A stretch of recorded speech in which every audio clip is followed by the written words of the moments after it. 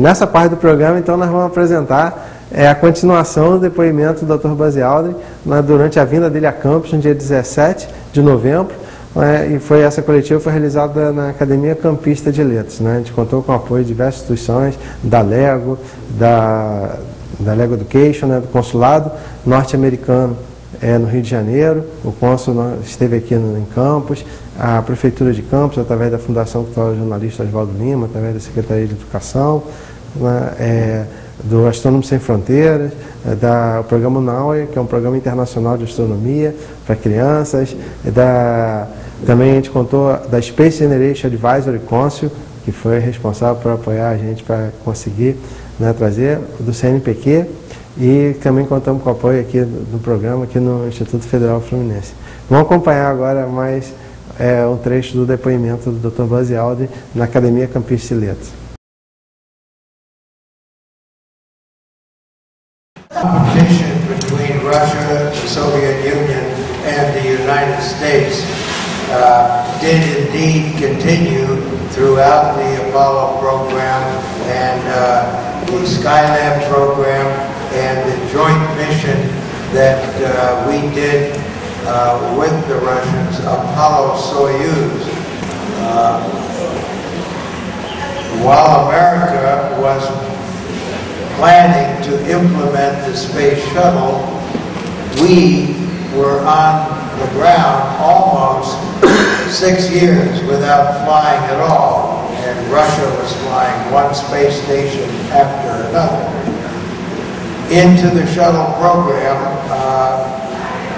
we began to recognize that perhaps there might be some accommodation. I believe very strongly that our winning the race to the moon had a very serious impact on the Soviet Union. They realized that if America harnessed all of its industry and all of its people behind a task, we would be able to succeed. And later, when President Reagan challenged the Soviet Union to a defensive system against the ballistic missiles that both nations had, I believe the Russian president realized that they could not continue to compete with America, so he began to take steps to come apart with and revise the approaches that Russia had, and the Cold War began to come over in and around 1990. I don't think very many people thought the Cold War would be over until well into this century, but it was, and I believe it was because of our landing on the moon. Now there is talk about China and other countries wanting to send their human beings to the moon. That is certainly true, and we have planned in the last 4 or 5 years. We have a new administrator in NASA, we have a new president, and we are re-evaluating what we have been doing in the last 4 or 5 years, planning to go back to the moon. The implementation of this involved 2 rockets instead of 1, a small rocket and a big rocket. I think that was a mistake. It resulted in the lander being very large and very costly, and the revisions that are taking place now, I think, require us to carefully re-examine what we in the Western world and the United States have to gain by sending human beings back to the moon.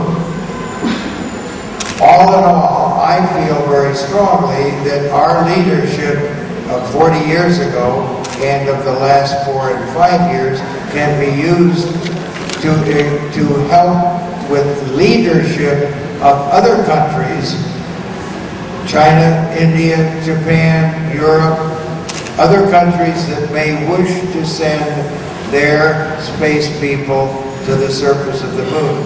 We can help them without it costing much of our reserves. We can send robots there, we can consult and advise people.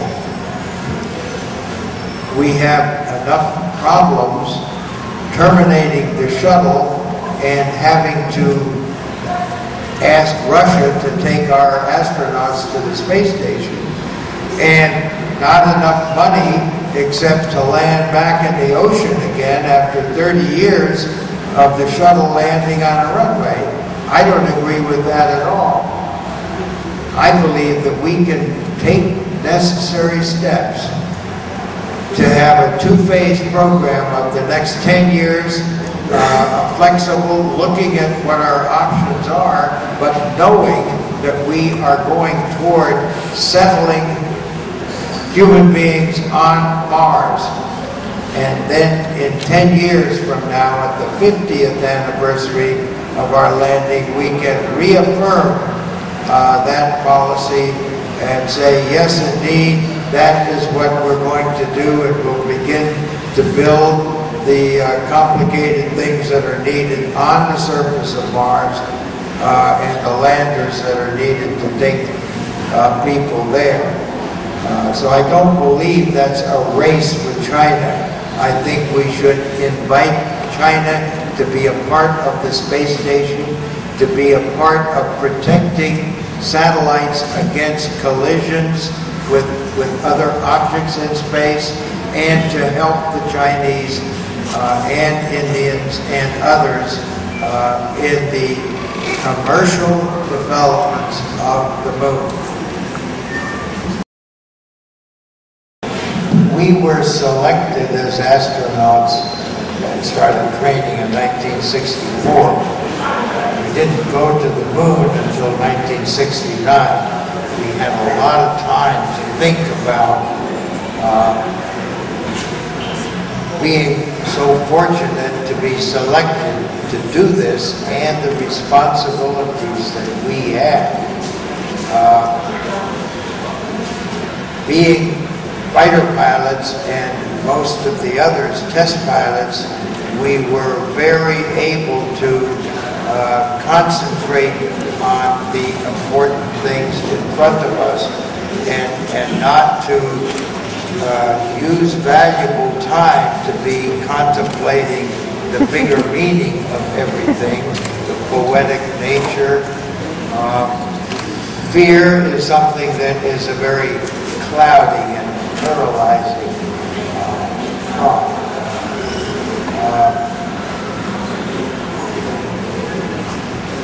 I think we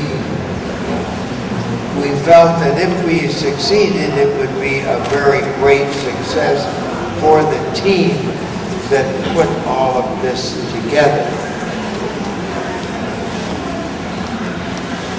I did not really anticipate all the attention and all the celebrity status that would come if we were successful. But that choice was not up to me. I did the best that I could to carry out. And since that time, I've been very proud that all of us responding in different ways after that event. It wasn't long before I discovered that the challenge for me was not being an operator going to the moon. It was coming back and being a person back here on Earth, having done something like that, and now having to respond to all of that attention. The consequences of going from a very structured life to sort of being on my own allowed inherited traits of depression and alcoholism to challenge my existence. I have dealt with those and successfully to now am a much more comfortable person, having dealt with those problems. And my expertise has always been to look at the future and to try and make things better. And my career reached a magnificent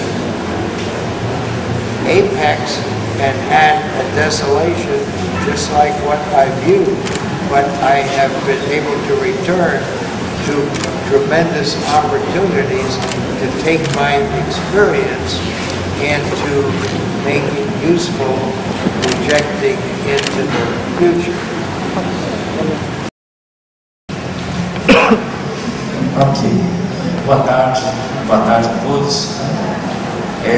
Antes de mais nada, queria agradecer a presença de todos aqui e dizer da minha satisfação em poder estar junto da história. Né? Isso é uma coisa que eu não sei se vocês pararam para pensar um pouquinho a respeito disso, né? Que de repente você vê saindo do seu livro de história, né, um personagem que está aqui hoje com a gente, e quanta coisa que a gente pode aprender, quanta coisa que a gente pode perceber com essas histórias que ele pode contar, que ele nos conta.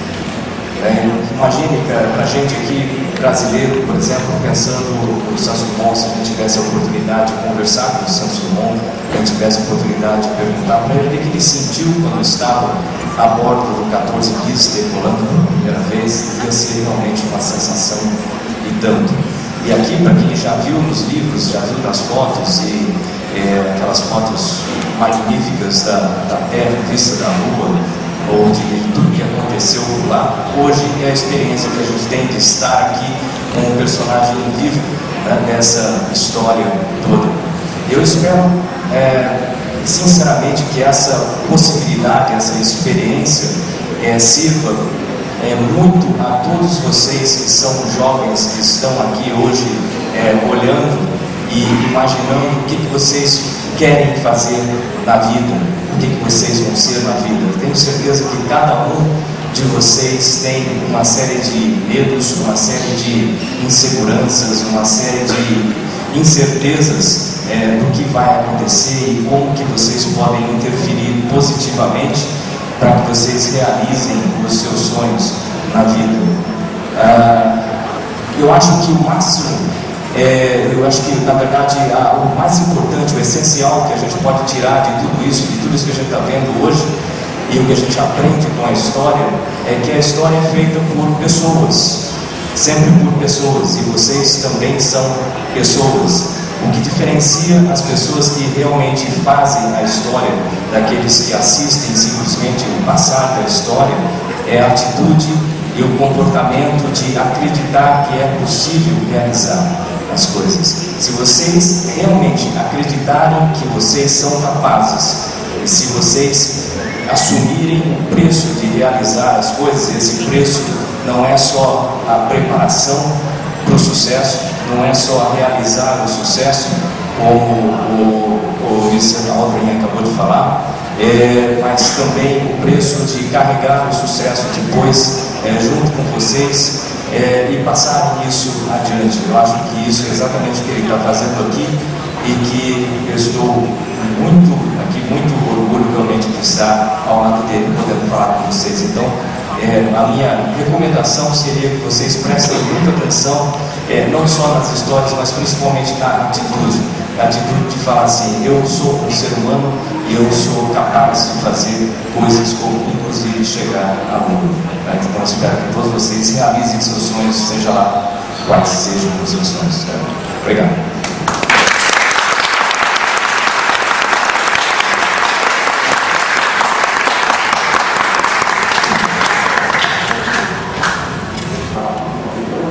As we in Apollo traveled around the world speaking to different countries after our flight, we had the distinct impression that people kept saying, we did it, that we participated. And I think that is the spirit in which America strives to do things for all mankind.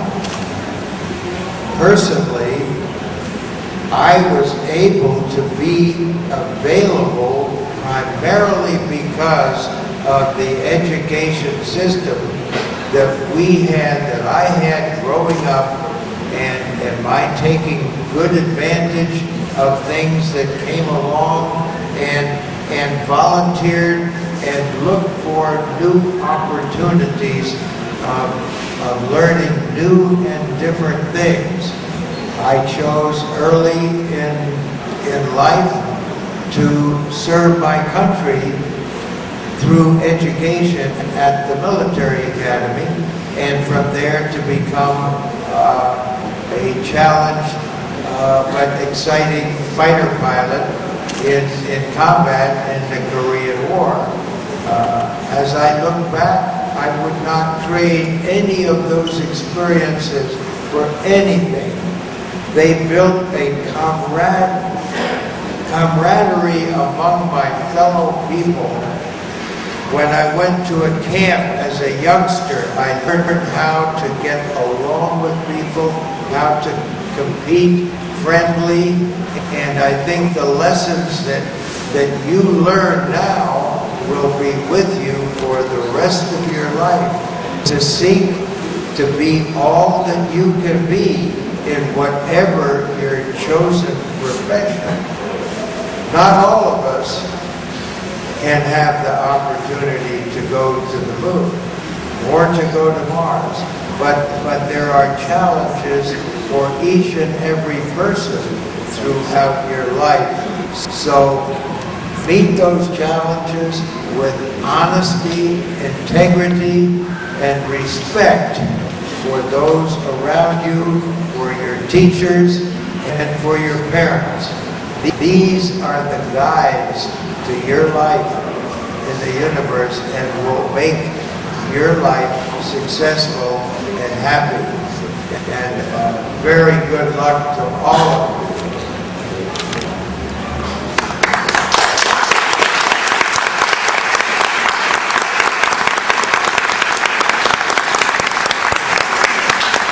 Este é o nosso programa especial, um dos programas especiais de final de ano. Agradeço todo o apoio que a gente recebeu durante o ano 2009. Aqui o Clube de Astronomia Luiz Cruz, com todo o apoio que teve, realizou uma das maiores atividades públicas no ano de 2009. A gente contou no encontro internacional com a presença de pessoas de diversos países. Durante o meio do ano veio o diretor do planetário de Pequim aqui, diversas outras personalidades estiveram na cidade. Encerramos agora com uma grande atividade em novembro. Para isso foi necessário apoio de muita gente. Então eu gostaria, de nome de toda a equipe do clube, agradecer a todos que têm apoiado a gente. E em 2010 nós estamos com grandes projetos, e também em março nós vamos estar visitando a NASA. Então a gente vai com um grupo muito grande visitar a NASA, e em breve a gente vai estar divulgando informações sobre isso. Vai ser no início de março de 2010. E o grande encontro em abril de 2010, que a gente já está com contatos internacionais para a realização do evento. Talvez nós temos outra grande surpresa aqui na cidade em abril de 2010. Então, um Feliz Natal para todos, um Feliz Ano Novo. Agradeço o apoio de todos. Bom, o programa está sendo gravado no estúdio do Cefet, do Instituto Federal Fluminense.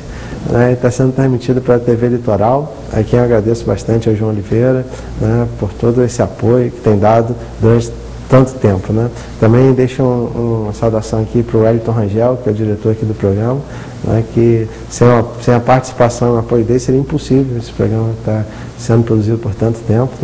Um grande beijo para ele, para o Nino, que tem sempre tido uma grande paciência com o tempo que dá para preparar esses programas. Bom, então eu agradeço a atenção de todos. Até a próxima edição do programa.